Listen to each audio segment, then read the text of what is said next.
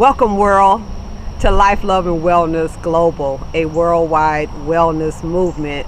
I am Reverend Sandy Rogers, and as the creator of this historic event, it is my pleasure to welcome you. We come together to bring you this historic event. We have practitioners, holistic practitioners, we have medical doctors, we have spiritual individuals. This event is so lovingly dedicated to my mother, Mrs. Barbara Dean Brown. And my mother taught me like 40 plus years ago about the importance and the meaning behind herbs. And she would always say, we don't know what they putting in those pills, so you better not, get hooked on prescription drugs. And so we listened to Mom, but not all of us paid attention. My sister, bless her heart, was diagnosed recently thereafter with asthma, and she was prescribed prednisone, which is a very powerful steroid. And my sister actually got hooked on steroids, like someone out on the street kind of hooked, like on heroin or crack or something like that. And so my mom and my sister are both on the other side, living in the other dimension, but they're upholding me, and this is dedicated to their memory. So we don't want to come and make you change your mind about what you're doing. We just want to provide information to you, something different, so that you have options to choose from, so that you're not stuck. Because the environment that we now live in, the fast foods, the toxins in the air that we breathe and in the water that we drink, and the processed foods, and all of that is causing havoc on this precious body temple. So God created our bodies to heal themselves, but they can only heal themselves when they're fed and they're nourished and they're stress-free. And so the 60 or so or more experts that we have are bringing you this worldwide wellness movement in an attempt to share their testimonies and their information with you. So we have from age 14 on up. I don't even know what the oldest age is. I think 88 or something. So you see, that's a wide range of knowledge that we're bringing you. And so we hope that you come and that you get all the knowledge that you need to affect a positive change on your life, and share this with others. It's free, it's online, and so we're just so thankful that you decided to be a part of our listening community, the viewing community, and we certainly appreciate you for giving us your time of day and your energy and your efforts to being with us and to being a part of this historic event. We have pulled together people of color for you, by you, right? So we want to make sure that you understand that we too, melanated people with color, can enjoy, practice, and participate in some of these modalities that others have been doing for centuries, and that is pretty new to our community. So we talk about Qigong, we talk about meditation, yoga, spiritual work from a different perspective than religion. So we talk about the spirituality aspect. We talk about abuse in the families. We talk about all kinds of subjects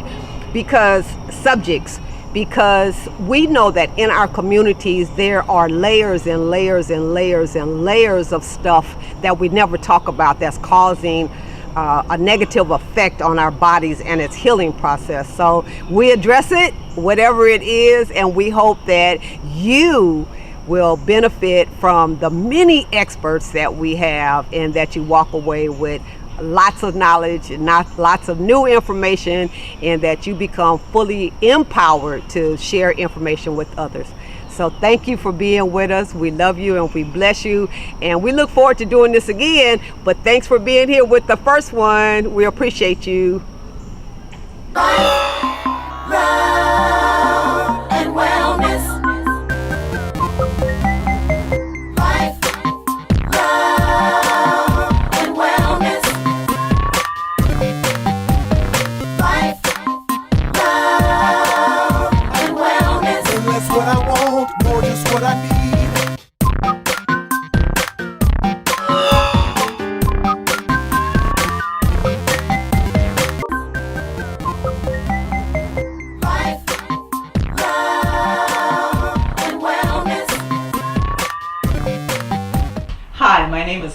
DeRosa, and I'm a wellness rock star. And you can find me on the World Wide Web at rawxit.com. That's rocket.com. And so my mission in life is to help people transition into a plant-based lifestyle. And the way I got to where I am is in 2011, I had my own health crisis. I was listless. I had severe gastrointestinal problems, excuse me. And I had these problems all my life. And what I realized that I had systemic candida throughout my body. Typically we think of candida as just being like vaginal, like a yeast infection, but it could be anywhere. It could be in your brain, it could be in your gut, and mine was in my gut. And so I went raw for 10 days and all my symptoms went away. A lifetime of symptoms went away in 10 days of doing raw. And I had a very knowledgeable coach to help me navigate and learn how to apply raw food principles to my life and allow my body to heal in that short period of time. So I continued to be 100% raw for 4 months, and then after that 6 months I went to like 80-20, 80% raw, 20% cooked, and now 5 years later, 5 or 6 years later, I'm at about 50-50. And I am not on any medications. I'm turning 50 this year, and I feel very energized, and I love this. And I love being able to introduce people to raw food and support them as they transition. So I run cleanses and classes. And so today I want to talk to you about what I think is the most important part of raw food. So what I think is the most important part of raw food is greens. How to incorporate greens.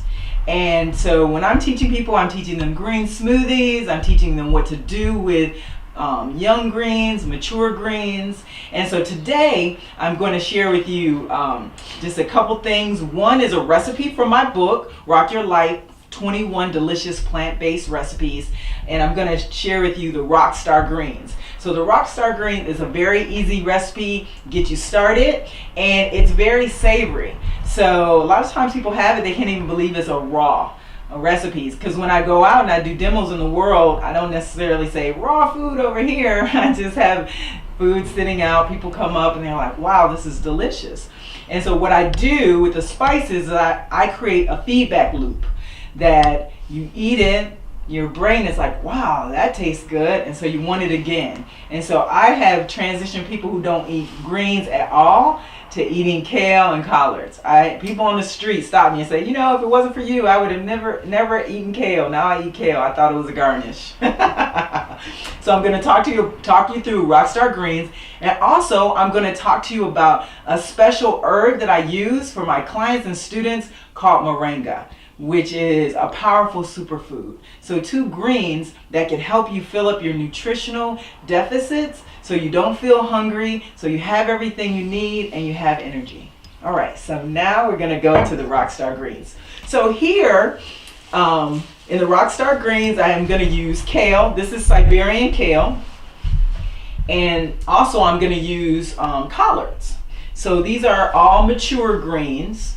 And so one of the things I notice when people are using greens, that they will take the stems off or cut the stems off. Remember, you're buying food by the pound, and the stems are the heaviest part. The stems are actually where you're pulling the minerals and nutrition out of the ground. So if you take all the stems off, then basically you're cutting out a lot of the water, a lot of the minerals, and you're just left with the leaf. And the leaf is the most tender part, so I understand why people are attracted to it, but it is more like this panel. It's like the solar panel. It doesn't hold as many nutrients as the stem. So when I am taking the edges of the stem, I just take a little portion off like that, and I leave all of my stem, right? So that you get that food that's actually in the stem. And I'm using the stem by cutting it very thin,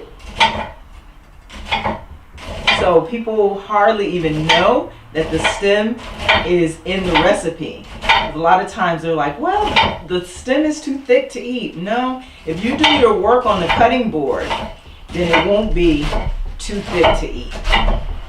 And so basically I'm going to do about half of this recipe, because this recipe that's in the book, it makes a lot.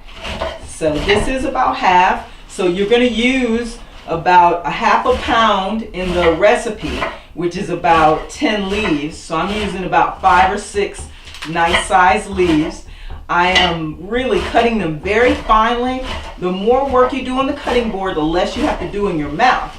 And so people always challenge if humans are designed to eat greens, if we're designed to be vegetarians. And so I'm not a vegetarian myself. I'm plant positive, primary plant eating whole foods. I do think eating plants is primarily what human beings should be doing to support their body. And my proof is that we have all these molars. And so if we didn't have jobs and tapings and filmings and appointments and school, like all the other animals, we'd be sitting around chewing our greens, right? Like deer and cow. And so I'm using the cutting board to get that process started. So everybody should be eating greens, chewing about 40 to 50 bites per forkful, right? And that's going to break down the leaves so you have access to all those micronutrients. So what you really want in terms of micronutrients are the amino acids, because that leads me to another question. They're like, well, if you don't eat meat, where do you get your protein? So you might not be able to tell, but I'm extremely muscular. And where I get my protein from is not meat, not a complete protein, is that I make my own protein. When you have enough amino acids, when you have what they call the essential amino acids, you actually make protein in your body. So your body is a protein making machine. No one ever tells us that. It's like, oh, you gotta have protein, you gotta have complete protein or you'll be protein deficient. So think about it, when we drop off the care packages, no one's ever dropping off beef jerky. Like that's not the thing. So what we need is amino acids. We need greens. And by the way, many of the countries that used to accept those care packages, now they're propagating their own moringa. They don't even fool with that. So greens can provide what we need. All right, so I'm gonna keep it moving. So now we have our leaves shredded, nice small pieces of leaves. And one of the good things about making it small is that it's gonna now capture the flavors of your seasoning. Very simple recipe. We're going to add a little bit of olive oil. So we definitely have to be careful with our oils. So you know, heart disease is the #1 killer of Americans. And it's growing for other populations around the world that are trying to keep up with Western lifestyle. So one of the things we heavily lean into is vegetable oil. What is that? It's a mystery mixed omega-6 rich oil that really doesn't agree with the body. And so I always recommend that we are very particular about our oils. We don't heat up oils unless they're saturated. This is from Bragg's. This is their organic olive oil, and it has a little bit of 3-6-9s.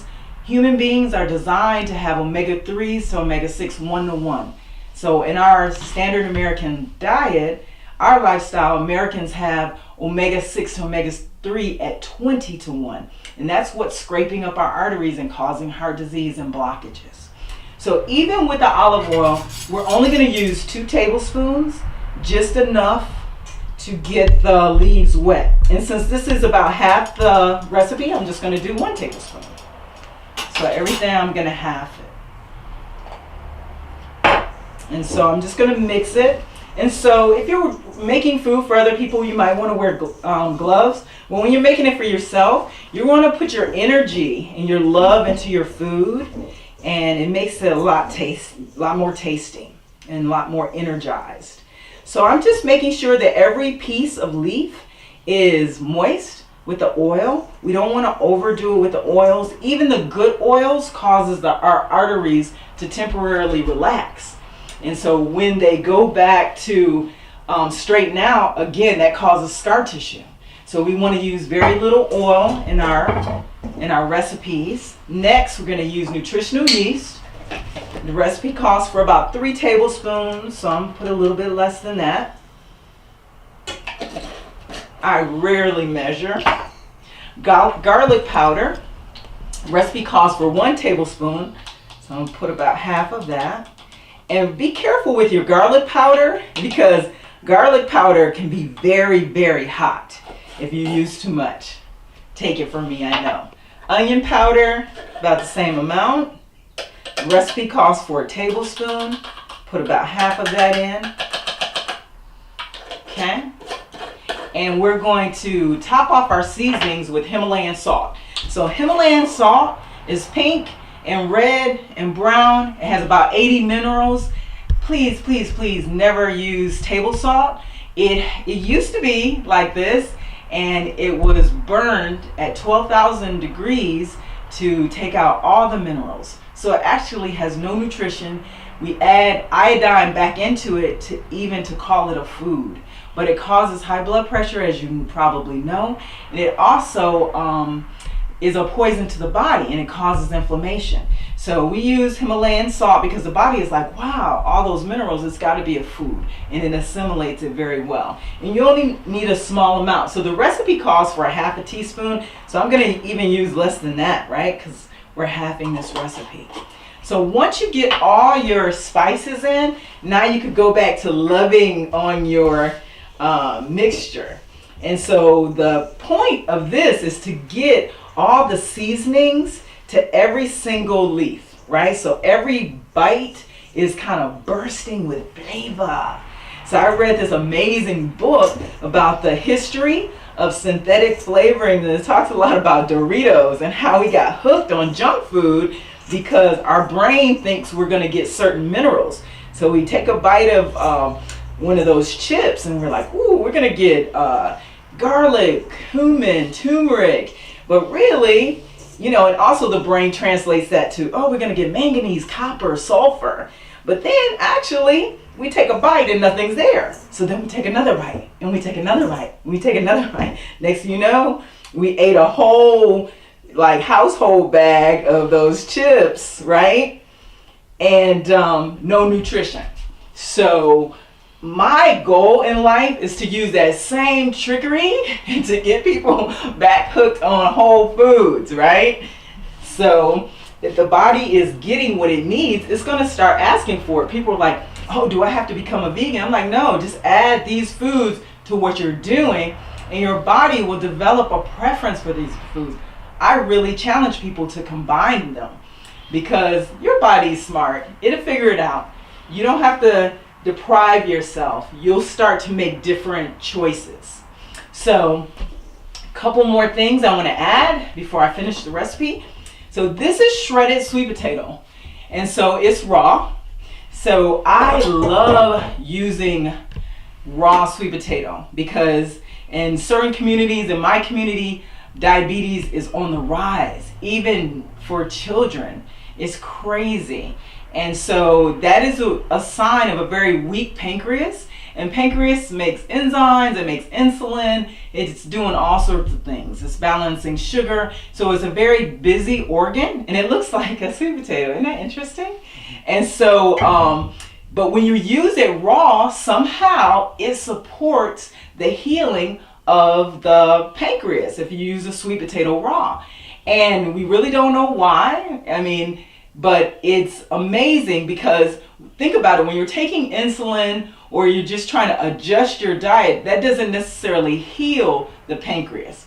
But this does support the healing, not cooked sweet potato, but raw. So I shredded it. You can also make it into noodles using a spiralizer. You can also put it in smoothies. You can also put it in a food processor. I make raw sweet potato pie. So there's endless combinations. You can make sweet potato souffle. But get some raw sweet potatoes in you, okay? So the recipe calls for about a half a cup. So I'm just gonna put a few in here. And then also a quarter cup of dry cranberries, okay? And I'm just gonna mix it. And like I said, this recipe is in my book. Very easy. I was talking you through it, but if I wasn't talking, I probably could put this together in less than 10 minutes. So very, very easy, very filling, very tasty. I offer this at demos all the time, and I don't come back with any food because people just love it. They want to buy it. I'm like, no, it's free. It's a demo. They're like, I want more. So that's Rockstar Green. So an easy place to start to incorporate raw food in your life. And I want to give you one more tip. So we've been taught that we should have a low-fat diet, low-fat bull, no low-fat diets. We need fat for our nervous system, especially for our brain. Our brain is fat. So I love to get an avocado in. I try to get it in every day. It doesn't always work out that way, but at least a couple times a week. And one of the things I do to improve the taste and the nutrition of my avocado is that I will add moringa. So I promised you that I would tell you about moringa. So moringa is a herb, so you might be able to see it here. It's actually a tree.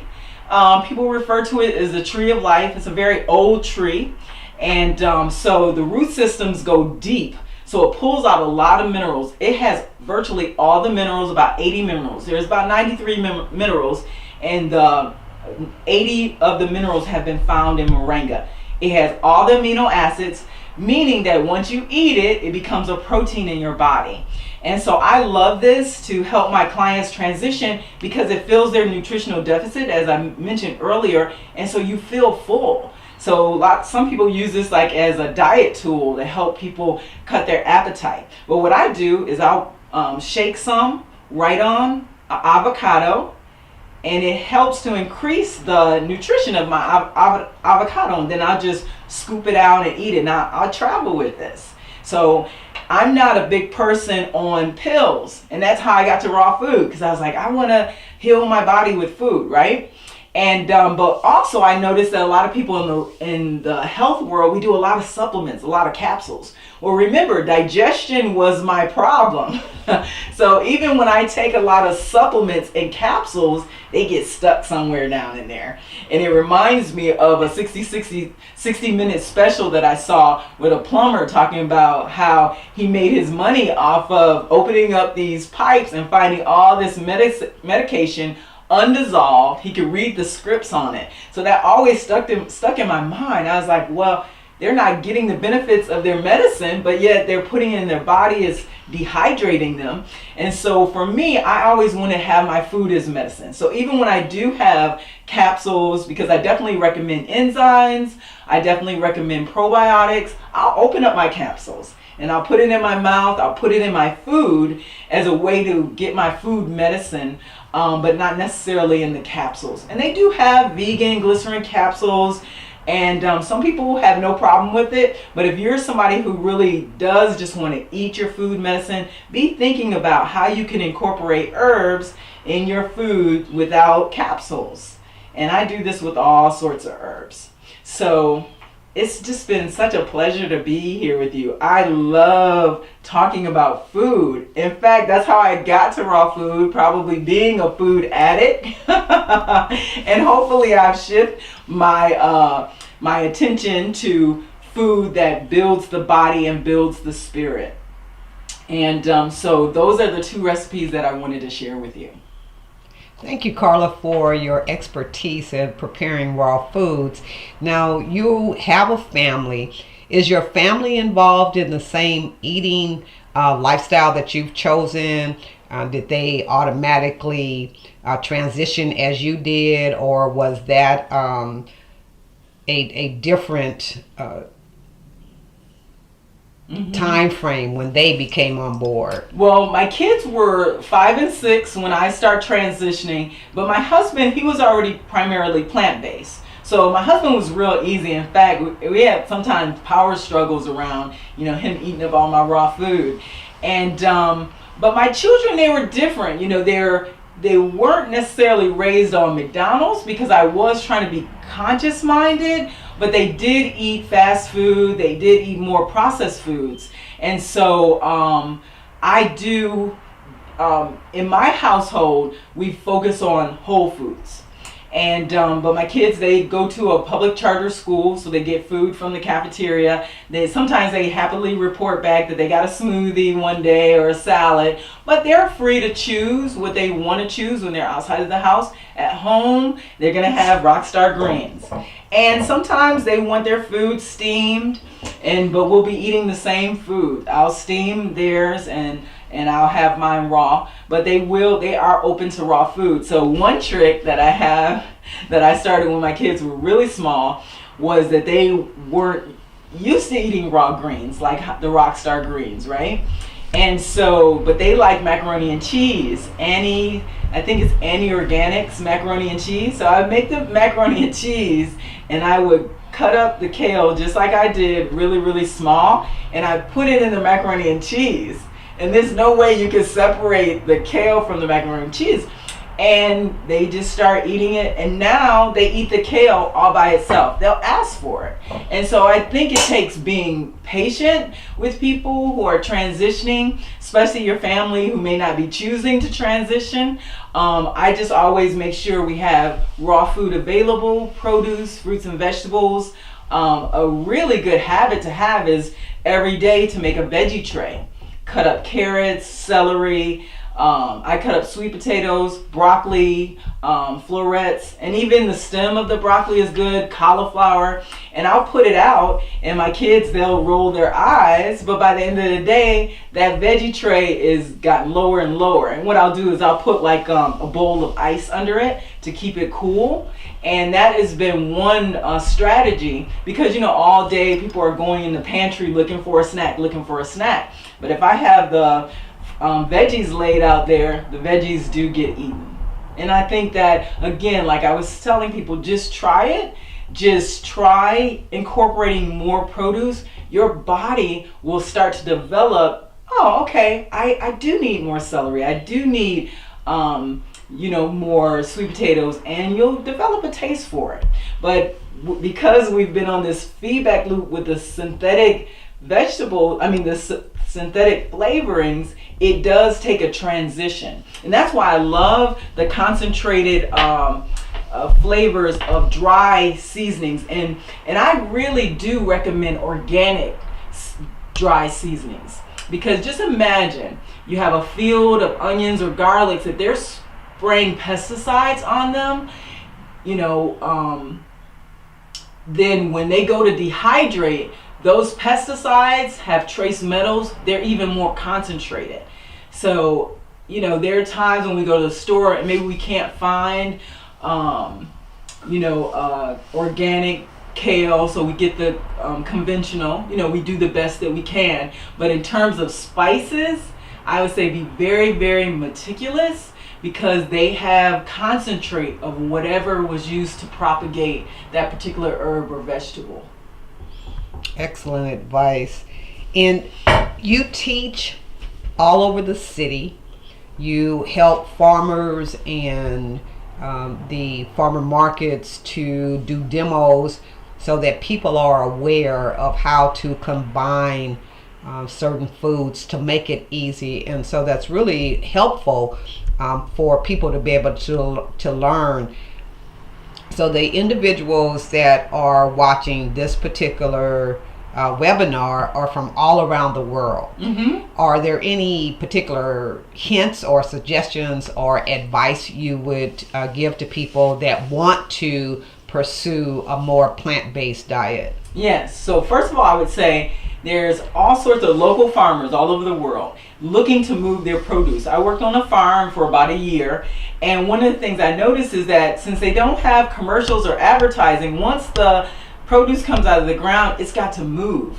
So I would say reach out to your local growers, and that gives you more control. You know what they're using. You can visit, you can find out if they're using pesticides, no pesticides, natural propagation methods, because you want clean food, right? Because your food ultimately becomes your body. And so once you hook up with those farmers, I would allow them to educate you. So they have something called CSAs, community I think it's called community service agriculture or something like that. But anyway, what it is that you purchase a box. Systematically, you get produce, and you're going to get different things in there. You're going to get beets, you're going to get turnips, you're going to get celery, you're going to get things that you might not go when you go to the big box stores. We have a tendency to say, oh, okay, I learned how to make this spinach smoothie, so we make this spinach smoothie over and over again. But every single piece of produce has phytotoxins. So it has phytonutrients, plant nutrients, but they also have plant toxins. So you can poison yourself by overdoing anything. And so I love, because I get a box from local farmers. It's a woman, she's a collective, she goes around to local farmers and she brings me stuff that I don't even know what it is. And it's great because it challenges me to research the produce, to try it out, and if I bought it, baby, it is not going to waste, right? I am going to work with it. And that's one of the things too, is that we'll buy fresh produce, but we'll also buy a lot of the processed foods. And the next thing you know, we're throwing out the produce because we've been preferring the processed foods. So I'm saying eliminate or minimize the processed foods, focus on the fresh produce, and allow their short shelf life to support you in using them, using different produces. And again, once you start eating the different produce, your body's gonna be like, okay, that was pretty good, I like that. Like here, I shredded this sweet potato. I use it in my kale. I can also just put some seasonings and eat it by itself. I could put it in soup. I could put it in another salad with romaine lettuce. So I can use it many different ways. And so that's the thing. If you don't have it, if it's like this, it's just going to sit around and grow leaves and grow eyes. So as soon as you get your produce, start preparing it and challenge yourself to use it before it's gone. Because every day it's exposed to a little bit of oxidation, it loses a little bit of nutrition. But if you go ahead and invest $20 in produce, then you have maybe 3 days. But now you're probably going to be more 60%, 70% whole foods than you ever were, right? So don't throw that produce away.